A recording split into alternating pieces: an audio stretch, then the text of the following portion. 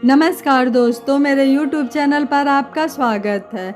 आज की कहानी है पापा पिता ATM मशीन नहीं होते हैं, जिसमें से पैसे ख़त्म तो उनका सम्मान ख़त्म। वह शहर का सबसे पॉश कॉलोनी विकासपुरी था।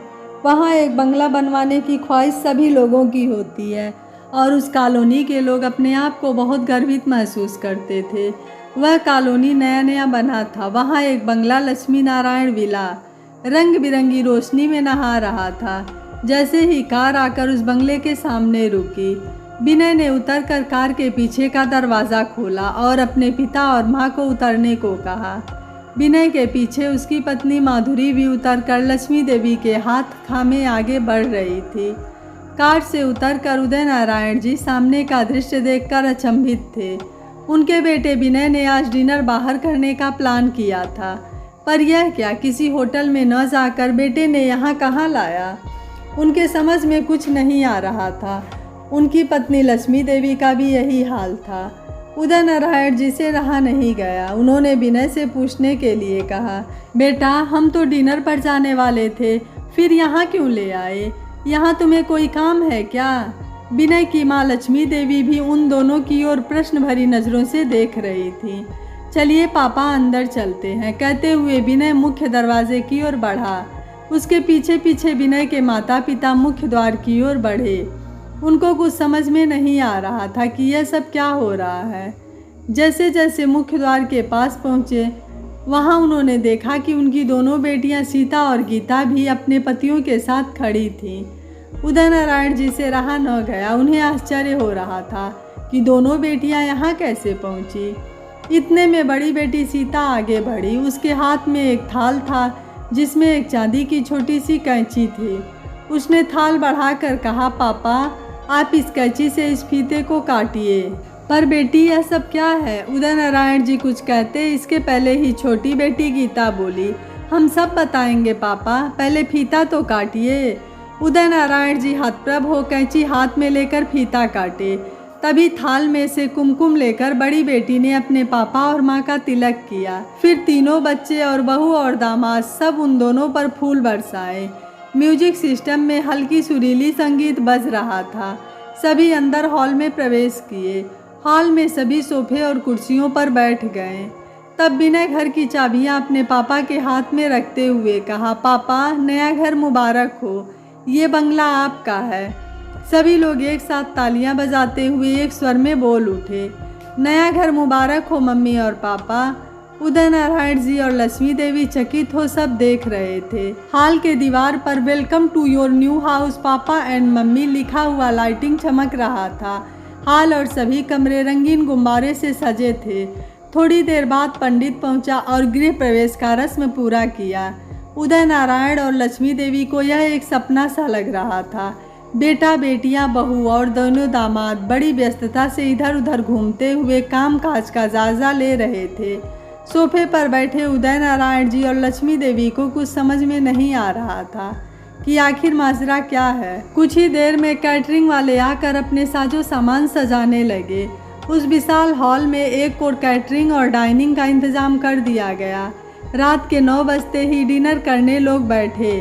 परिवार के सिर्फ 8 सदस्य ही इस सारे कार्यक्रम का हिस्सा थे। कई विभिन्न व्यंजन, मिठाइयों, स्नैक्स और आइसक्रीम, फ्रूट सैलेड आदि के साथ बड़ा ही शानदार रहा। परिवार के सभी लोग बड़े खुश थे, पर उदय नारायण जी और लक्ष्मी जी खुशी के साथ साथ असमंजस में थे। उदय नारायण एक मध्यम वर्गीय परिवार के थे। उनके पिताजी एक सरकारी स्कूल में शिक्षक थे। वे उदय नारायण और उससे छोटी 3 बहनों को बड़ी मुश्किल से पालन पोषण करते थे। एक छोटा सा पैतृक मकान था, पर वह भी बड़ी लड़की के विवाह के लिए बेच देना पड़ा। कुछ साल बाद उनके पिताजी नौकरी से रिटायर हो गए थे। पेंशन की अल्प राशि से घर चलाना और घर का किराया देना बड़ा मुश्किल होता था। किसी तरह उदय नारायण जी की पढ़ाई चलती रही और उन्होंने डिग्री पास कर लिया था। वे बड़े मेहनती थे और नौकरी के लिए कोशिश करने लगे।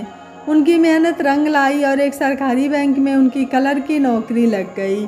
फिर उनके पिताजी ने लक्ष्मी देवी से उनका विवाह करा दिया। लक्ष्मी देवी बहुत ही सुशील थी और सदा अपने पति का साथ देती थी। अब वे घर चलाने में अपने पिता की सहायता करने लगे। उनके पिता के रिटायर करने के बाद घर गृहस्थी का सारा बोझ उनके कंधों पर आ गया था। पिताजी की अल्प पेंशन से घर के खर्च में बहुत कम खर्च निकल पाता था। बाकी खर्च उदय नारायण जी को वहन करना पड़ता था। इस तंगी की हालत में वे दिन गुजार रहे थे। वे बड़े होनहार थे और बैंक में पदोन्नति पाए हुए मुख्य प्रबंधक बन गए थे। फिर उन्होंने अपने दोनों बहनों की शादी करवाई, पर बैंक में एक उच्च अधिकारी होते हुए भी वे परिवार के उत्तरदायित्व का बोझ उठाते हुए कुछ बचत नहीं कर पाए थे।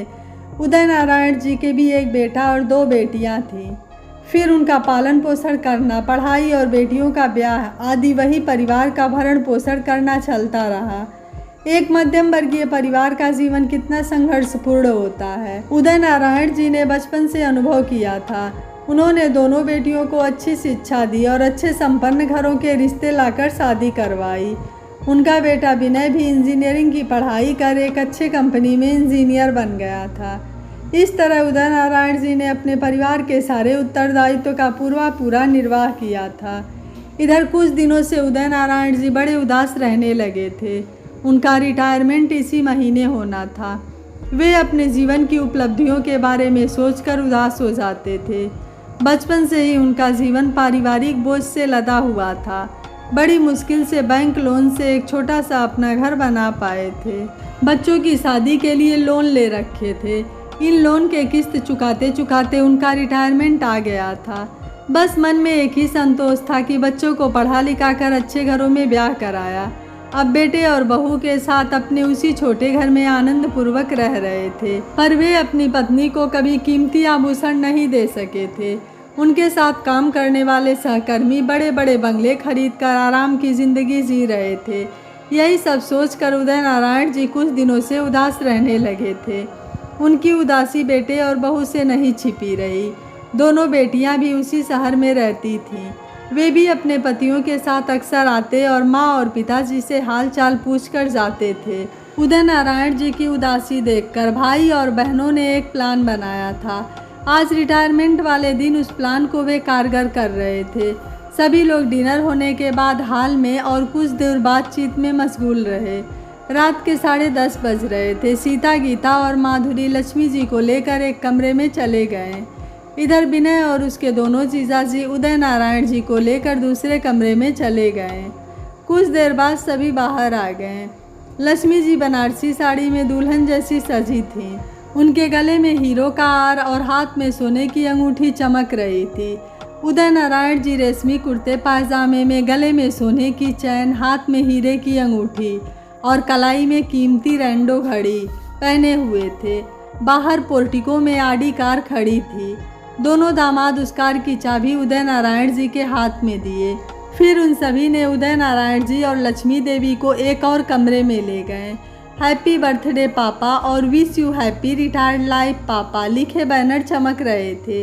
एक आलीशान पलंग बिछा हुआ था और तरह तरह के फूलों से कमरा महक रहा था। आज उदय नारायण जी का जन्मदिन भी था और आज रिटायरमेंट भी था। वे गदगद हो गए। विनय और माधुरी उनके और माँ के पैर छूकर प्रणाम किए। विनय ने कहा, पापा आप और माँ हमारे लिए कितना कुछ किए, हमारी तरफ से यह बंगला स्वीकार कीजिए। आप और माँ के नाम पर इस घर का नाम लक्ष्मी नारायण विला रखे हैं। हम सभी मिलकर यहाँ रहेंगे। थैंक यू पापा। फिर बड़ी बेटी सीता ने कहा, पापा आप और माँ हमारे लिए अनमोल हैं। हमारी ओर से ये गहने आपको याद दिलाएंगे कि आप हमारे अनमोल रतन हैं। फिर छोटी बेटी गीता बोली, पापा माँ हमारी तरफ से यह कार आपके लिए। थैंक यू सो मच पापा। फिर दोनों दामाद उदय नारायण जी से कहे, पापा इतने दिन आपने हमारे लिए सारा जीवन मेहनत की है। अब आप अपने लिए आराम और सुख शांति से समय बिताएं। पापा पिता एटीएम मशीन नहीं होते हैं जिसमें पैसे ख़त्म तो उसकी वैल्यू ख़त्म। आपने हमारे लिए बहुत कुछ किया है, अब हमें भी अपने लिए कुछ करने का मौका दीजिए। रिटायरमेंट जीवन की दूसरी पारी है। अब आप आराम से निश्चिंत होकर प्रसन्नता से समय काटें। थैंक यू पापा। फिर सब उनसे विदा लेकर सुबह मिलने का वादा कर चले गए। उदय नारायण जी और लक्ष्मी देवी की आंखों से आनंद के आंसू बह रहे थे। उदय नारायण जी ने लक्ष्मी देवी को बाहों में भर लिया था और भगवान का बार बार शुक्रिया अदा कर रहे थे उन्हें ऐसे बच्चे देने के लिए। दोस्तों, माता पिता अपनी जिम्मेदारियों को पूरा करते करते इतना उलझ जाते हैं कि उन्हें अपने शौक पूरा करने का समय ही नहीं मिलता है। तो ऐसे में बच्चों को चाहिए कि वह उनके अधूरे ख्वाबों को पूरा करें। उदय नारायण जी के बच्चों ने अपने पिता की भावनाओं को समझा और उन्हें पूरा करने की कोशिश की। यह बहुत ही सराहनीय कदम था। आपको उदय नारायण जी के बच्चों का यह फैसला कैसा लगा, आप मुझे अपनी राय कमेंट बॉक्स में जरूर दीजिएगा। वीडियो पसंद आया है तो वीडियो को लाइक, शेयर एंड चैनल को सब्सक्राइब कर लीजिएगा। Thank you for watching. मिलते हैं अगली कहानी में।